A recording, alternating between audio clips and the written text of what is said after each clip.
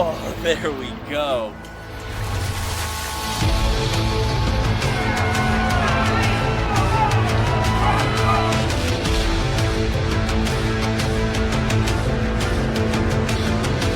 Oh my gosh, this is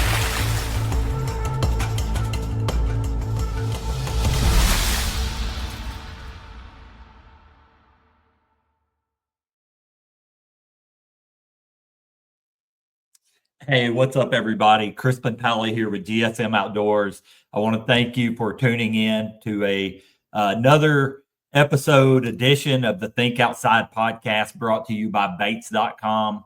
And it's spring. Fishing is wide open. Evidence of that just rolled in yesterday. Got back home for the Bassmasters Classic. And, I don't know when this podcast airs, but I got to spend a lot of time talking to the best group of fans and consumers on earth, and that's those real dedicated hardcore anglers that come out to the Classic Expo and go to the weigh-ins and really support this sport and this industry. And as frustrating as times seem, maybe on a day-to-day thing, I can tell you that there's a whole lot of really good people in and around and involved and following this industry. And man, it's not that bad. It's a really, really cool time in our sport, and things are changing. And I think that's for the better personally. I think evolution is life and so forth. But I got an opportunity to hang out with a bunch of our pros and a bunch of old friends and things of that nature while at the Classic Expo down in Fort Worth. And, one of the guys that was in our booth, we work with him with a couple different brands, Yamamoto and Dobbins, was Larry Nixon. And I want to invite Larry onto the show right now. Larry, they call him the General. Larry needs really no introduction, but I'm going to give you one, Larry, and I hope I can get pretty close here. Correct me if I'm wrong. But Larry started fishing. I actually read your bio this morning to make sure I wasn't a complete idiot on this, but Larry started fishing tournaments in about 1977, which is about 48 years ago. And I know that because that's the year I was born. And he won I think the 80? I wrote this down somewhere, 83 Classic. Larry was a two-time AOY winner in Bassmaster, Bass Angler of the Year.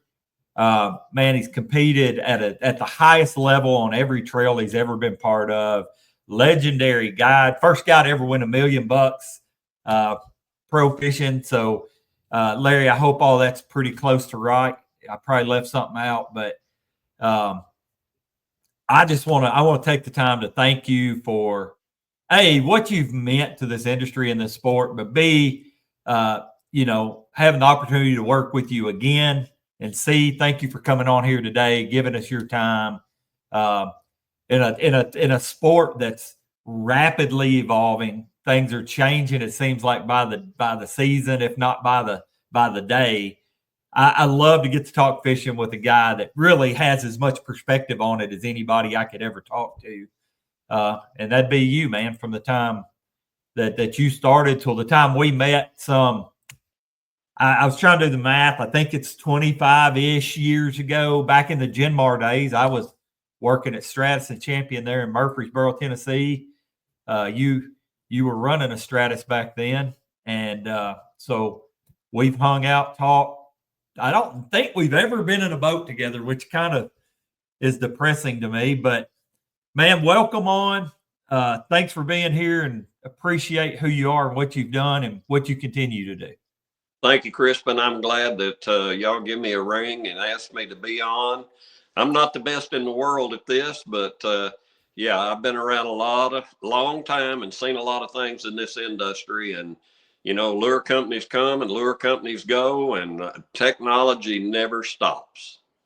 That seems to be a theme in our sport these days. We just got home from the Classic, and Easton Fothergill wins that thing. And, man, I don't know if you've ever met Easton. I have talked to Easton on several occasions. I I think he's about as classy a champion as you'll ever have. He's not even with us. And I think the world of the kid, and it's hard not to pull for him. Just a good young man, but you get on social media, which should never be a good barometer for anything. Probably read all these salty guys about how he's a scoper and these young kids and blah, blah, blah. And man, I bet you we haven't rehearsed this. We had to talk about this. I'm just throwing stuff. I'm spitballing here. But I bet you there was probably a time in your life when people were salty at you because you were beating them and you were doing things, newer trends, and you were just doing things better than they were and being more successful than them. And I think oftentimes success breeds contempt from people. It really does. And, it amazes me how this has gotten blown out of proportion. And I'm not even going to go there because I'm neutral on the subject. I've got sonar and I'm trying to learn how to use it because I love to catch fish. That's the main thing. I like to know what they're doing. I knew for 100 years, well, not 100 years, but I knew that the big ones were behind me. And all of a sudden at sundown, they'd come in and get on that ledge and feed, and I'd wear their tails out. But I had to wait on them the rest of the day. And now it's so good that, this younger generation, they can catch them all day long. And by golly, I'm going to learn how to do it. Sure. I think you will. You've proven that throughout your lifetime that when you want to learn something, you can do it. And that's the thing. And I don't want to make this episode about the pros and cons of any of that. But the fact remains, we did kind of make this statement, before we went live is, man, when I first met you, I had a Vexilar flasher on the front of my boat. And in the time that I've known you, I grew up on Kentucky Lake. You've got a lot of history there. It's a noted offshore fishery. In the time that I've known you, we were talking about this. I remember laying a paper map on the deck of my boat and trying to figure out where this creek cut this river bar or where this little high spot was in the mouth of Big Sandy and dragging stuff around trying to feel the bottom. We've always, as long as we're living, we're evolving. Nothing ever stays the same. It's either going forward or it's going backwards. And this sport, I'm thankful it's going forward. I've got an 11-year-old son, Larry, that, man, he doesn't want to go and just cast all day. He wants to go catch them. And I do too, for that matter. I don't like just fishing. I like catching. And I'm for things that make people better. And, you can argue about how that applies to the tournament scene all you want to, but the bottom line is, true to history, technology evolves. You didn't pull your boat to the lake the other day with a horse and buggy. Like, you know what I mean? We're going forward all the time. Yeah, nothing stays the same, Crispin. And, there's been a lot of changes in fishing that I didn't really particularly care for, but I got involved in it. I've never let that bother me at all. And every time something new come along, I'm going to try to learn how to use it. The big thing about the new sonar is you've got to devote your fishing day to it and your practice time to it. And because it don't do you no good to go out there and take 6 hours to figure out, oh, well, okay, I finally got it nailed down here. They're in 4 to 7 foot of water. They can take that thing and figure that out way too quick for me. And, we had to find a lot of our fishing spots with a ball and chain or a jig, or a crankbait. I could read grass with a flasher better than anybody on this earth. But forward facing sonar, you got to do it. You just got to do it. And it's not going to go away. Hey, all you older guys out there that don't like it and you're talking all this crap, there's no need in that. Get involved. It's part of the game, and it's good for the industry. Garmin and Lowrance is 2 of the biggest companies on this earth right now in the fishing industry, and I support both of them. And Lowrance has been my sponsor forever and ever and ever. So I'm not going to knock Garmin because they've got a good live scope. I can tell you that for sure. I've never been one to knock a company with something better. I'd use it if I had to. And that's the good thing about bass fishing. But it's time to go ahead and learn to use it, enjoy it, and have fun with it. Because let me tell you, if you're a crappie guy, oh my goodness, you can go out there and catch a mess of crappie every day if you're hungry. And That's right. don't argue about it. I remember when the horsepower limits changed in tournaments, and I remember people griping about that. And I remember, I mean, I there's always been like there's this guy I know, and man, he was as good an outdoorsman, just a hunter and angler as you've ever met. But he used to pick on me about my new muzzleloader. Well, that's not a muzzleloader. That thing that's a dang rifle. Y'all figured out how to get it called a muzzleloader. Well, don't use one if you don't want to, or go get you one and be able to do what it can do. I don't care. Just be happy. And I just, man, this is we're not digging ditches here. We're fishing, and this is supposed to be fun. And I think sometimes we all lose sight of the fact that not everybody wants the same thing. Not everybody finds enjoyment in the same thing, satisfaction in the same thing. But golly, Bill, this is catching fish. This ain't digging ditches, And I would be remiss for us to have this conversation and not make the point that every time I think about Larry Nixon, I think about a Texas rig worm. I just do, right? And you may secretly be the world's, best jig and spoon fisherman or deep cranker or drop shotter. You may be. I don't know, but I know that you are one of the best that's ever lived with a Texas rig worm on the end of your line. And dude, I don't care what kind of sonar you've got on your boat, what kind of boat you got, or what kind of lake you're fishing. Larry, it'll still catch them today as good as it ever has. Is that not fact?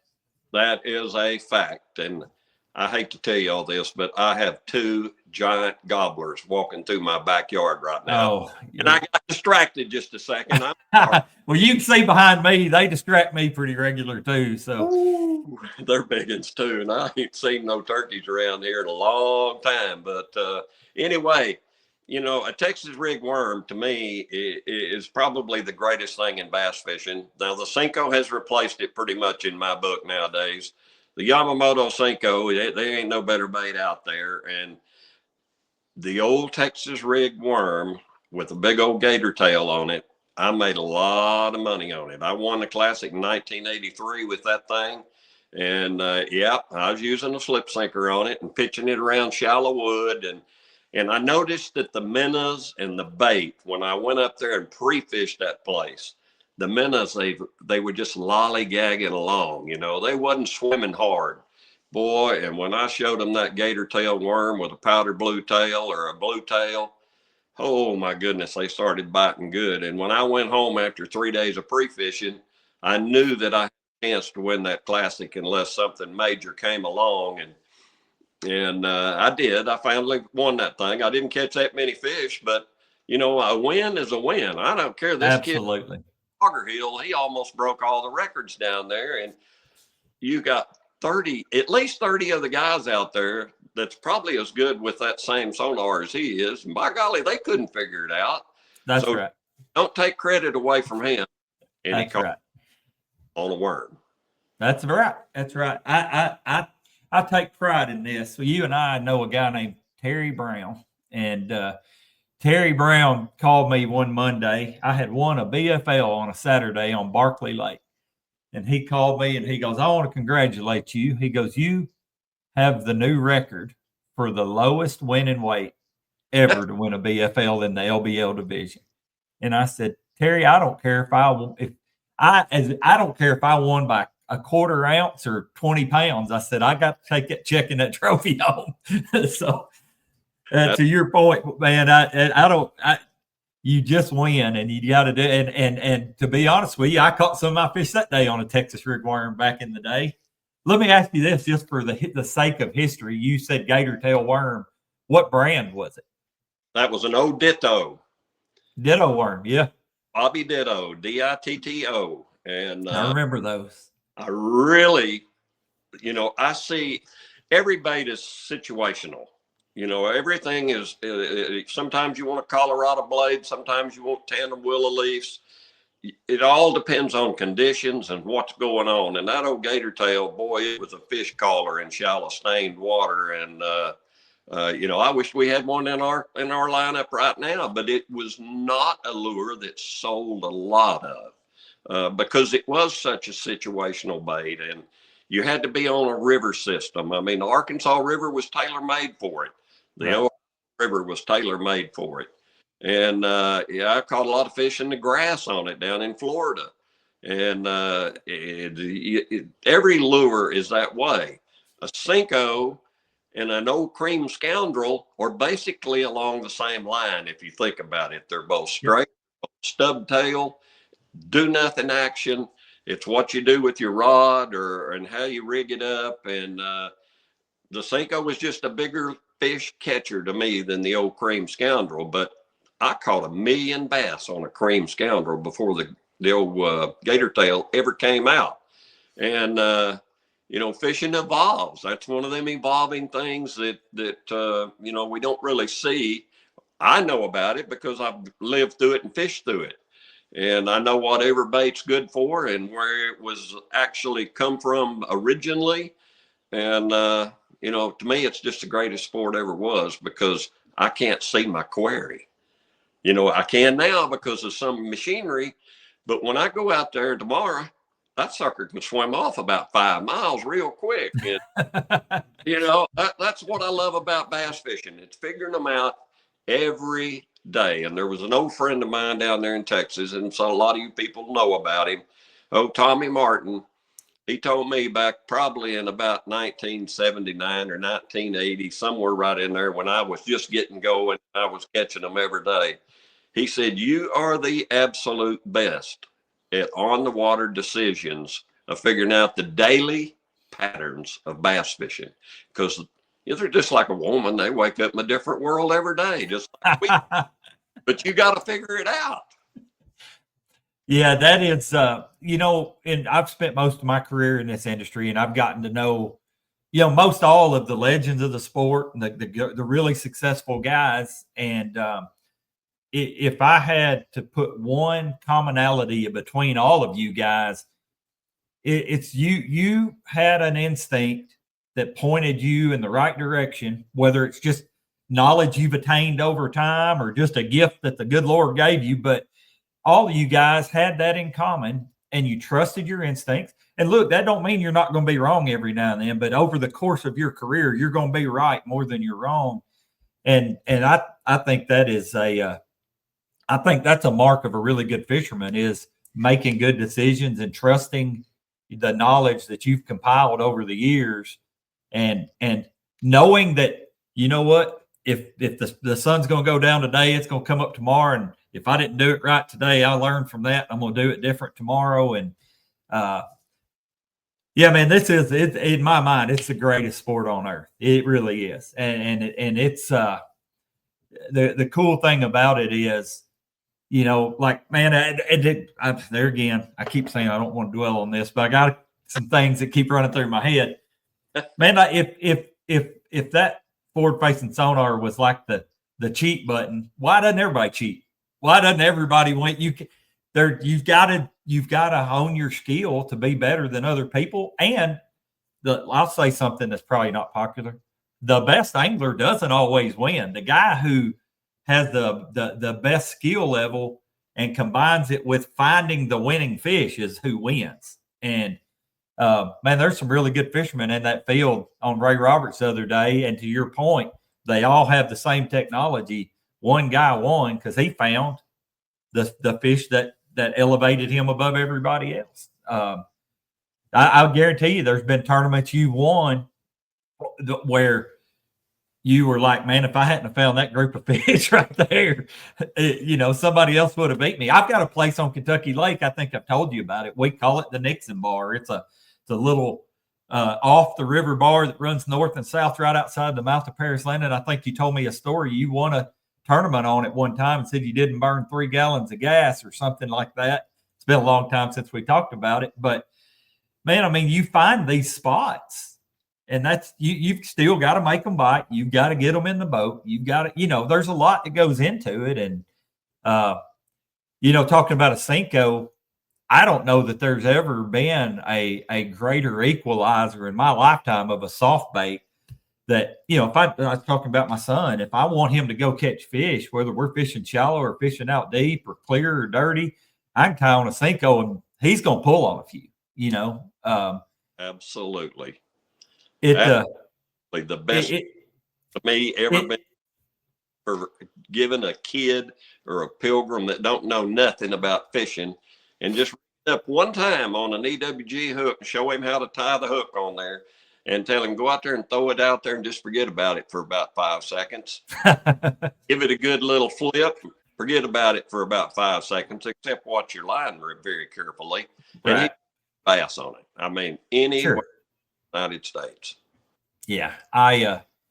My father-in-law had never bass fished in his life, Larry, and the first time I ever took him, at first I made sure he wasn't taking me to make sure I despaired. But once we got all that figured out, we got on this bar down south end Kentucky Lake, and I rigged up a 7-inch Senko with a slip sinker. We were fishing current sweeps in these little bars, and his best five, first time he ever went, all on a Senko, was about 23 pounds.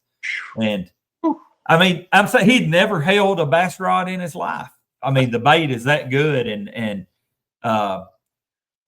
let's play a fun game. I hadn't thought about this till now.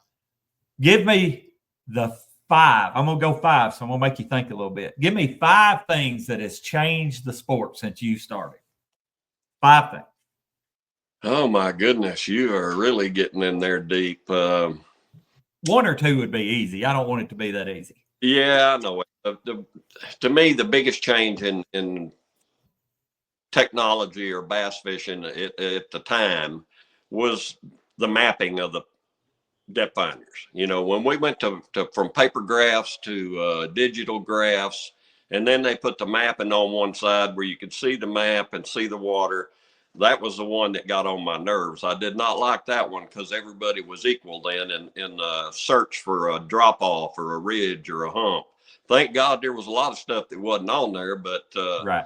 But anyway, that was the one that really got me. And then the aid of down scan, side scan.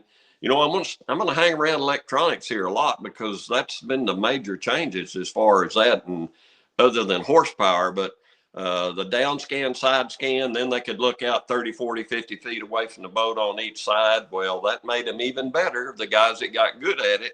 And that's one that I did not really follow real good. I was still old school at that time, and I didn't like idling around. I was a fisherman, and that's kind of like getting on the trolling motor and going and hunting a bass on the bed. I hate that with a purple passion, and I just soon fish for him with a lizard or a Senko and just fish.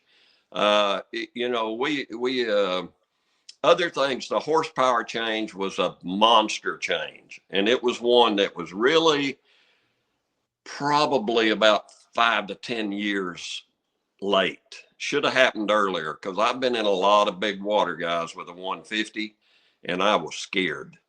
And it's not safe. I mean, there's times where it's just not safe. I didn't have no power. I could not go into them. I could not crawl out of them. You had to just go all the way across the lake sideways, turn around and go all the way across the lake sideways. The horsepower change made it safer for me, not that. I'm not a guy that wants to go 80 miles an hour. I don't care nothing about all that. You run by every bass in the lake trying to go 80 to one stinking spot, and there'll be a local on it when you get there. So, I just I didn't like that one. I mean, I loved the horsepower moving up a notch. Bass boats, to me, that was incredible, the change we've been through on bass boats. And they have went from little flat bottom sleds to real machines now that drive and take water good and fish flat. And, they got all the characteristics of things that we needed as a bass fisherman that we really didn't have to start with. I've been into some pretty bad boats over the years, and now there's a multitude of great boats out there. What's that? About 4? That's 4. We've got, let me make sure, the map, we've got downside scan, we got horsepower, and we got bass boat. Here's the 5th one. We got the greatest fishing rods that ever existed right now. Light as a feather for old wore out hands like I got. I 5-pound rod and reel when I'm out there flipping and pitching like Denny Brower. And, they're so sensitive, I can feel a gnat land on my line. And Dobbins, of course, is one of my sponsors. And Gary Dobbins took me in when I was having an issue many years ago. And I didn't ask for no money. I just said, Gary, I want some good rods. He said, well, how many? And I said, I don't know, 8 or 10 will do me. I don't need 45 rods in the rod box. And he said, oh my, that ain't enough. But yeah, I'll furnish you some rods. That's a true story. And, but equipment that we've got, our rods and our reels nowadays are just incredibly good compared to that old pistol grip rod that I had when I won the Classic in 1983. I loved that old rod. Boy, I could roll cast a spinnerbait and a crack that wasn't no bigger. I could fish as good as Jimmy Houston at one time. And, a long handle rod to me doesn't cast as accurately as an old pistol grip. So I try to keep a 6.5 foot rod in my rod box sometimes. It's rare that I get to go to a river where, boy, that reel accuracy is really important other than pitching and flipping. But, I mean, good grief. There was a time there when Denny and Rick, Guido, George Cochran, and I went to work for Daiwa, and we designed probably the best line of rods at that particular time that had ever existed. And I remember them like it was yesterday. Oh, I'm telling you, we had some good ones. And but the rods nowadays, you can fish with one of these. I've still got the same original rods that Gary gave me that year. I think it's about 10 years ago.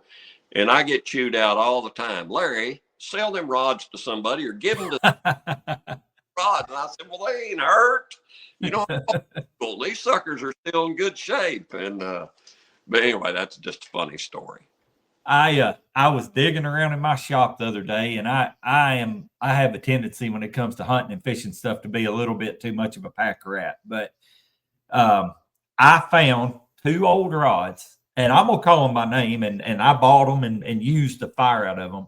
One was an old Browning rod, and one was an old Lama glass rod.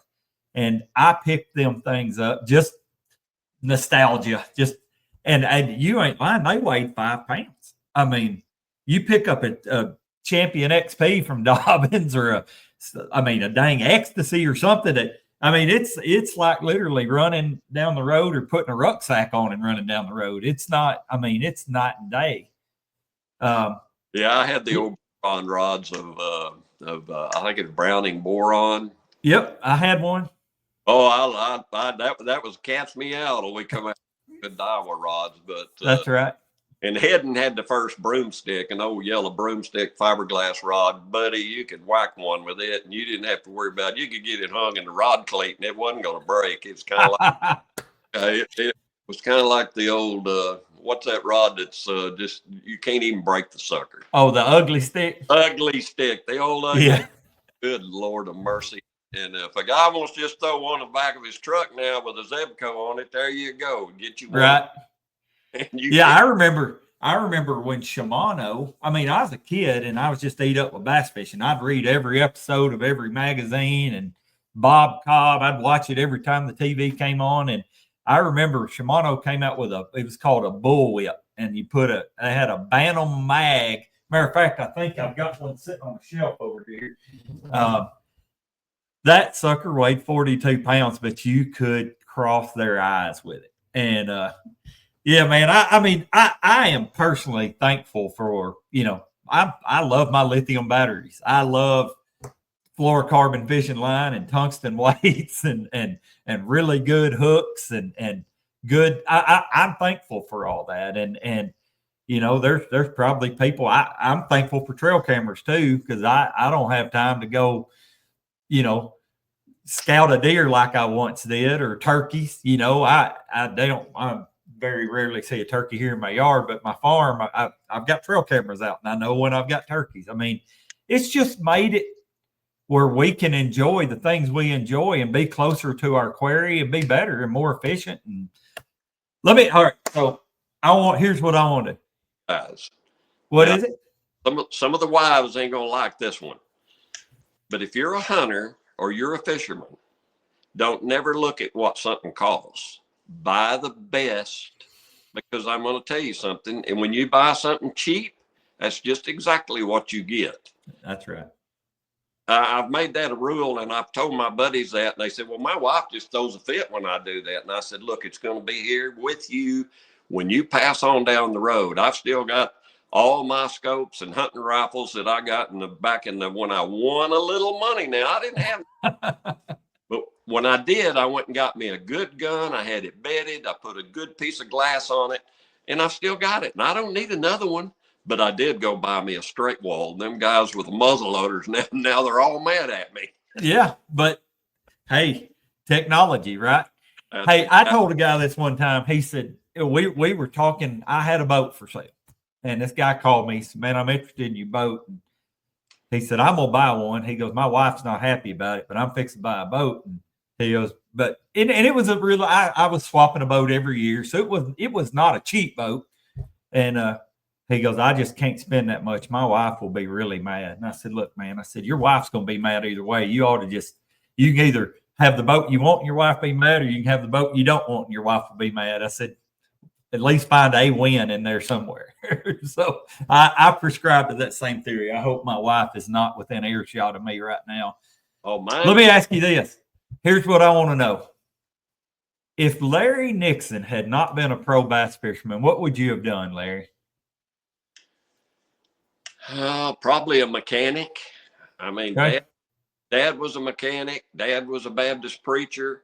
When I went in the Army, I went to mechanic school, light wheel vehicles, because I felt like that would be a good place to be. Something I knew a little something about before I enlisted in the Army Reserves. And I still like the mechanic. It don't bother me a bit, but I've had a good career in bass fishing, and it just was right down my alley. I was tailor-made for it. I love the outdoors. I know Mother Nature like a book, and I know when things is going on around me, just from what she taught me. And but yeah, I'd have probably been a stinking old greasy mechanic. Well, I've learned that things work out the way they're supposed to, whether we understand it, how we get there or not. They tend to work out like they're supposed to. Well, I'm gonna call it. I think, man, this has been fun. I'm gonna hold you to something though.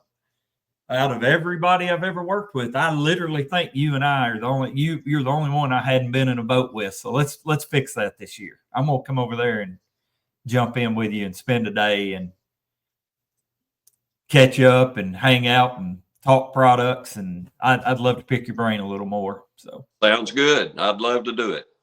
Well, we appreciate everything you do for us and everything you've done for the sport, and we'll do this again sometime. This is fun. We may do one around hunting one of these days. We've got a whole bunch of hunting brands too, and I think you and I could probably spend as much time talking hunting as fishing. So we need to make that happen. That's exactly right. I'm ready to go back to Kansas before I get too darn old. I want to go somewhere where it's really good one more time. No, right. I want to hunt. I don't mind sitting out there from daylight till dark. And, sometimes I go in and take a nap. Anyway, we'll do it. We sure will. Okay. Well, let's make that a plan. And hey, everybody, as always, we appreciate you hanging out. We ask that you like, share, subscribe. Check out baits.com, who sponsors this podcast. All of our brands are available on there. And make sure you're keeping up with Larry. Make sure you're following him on social media. We tend to talk sports maybe more than anything else on there. But guys, thank you for being here. We'll have another episode out soon. And until then, take care. Oh, there we go.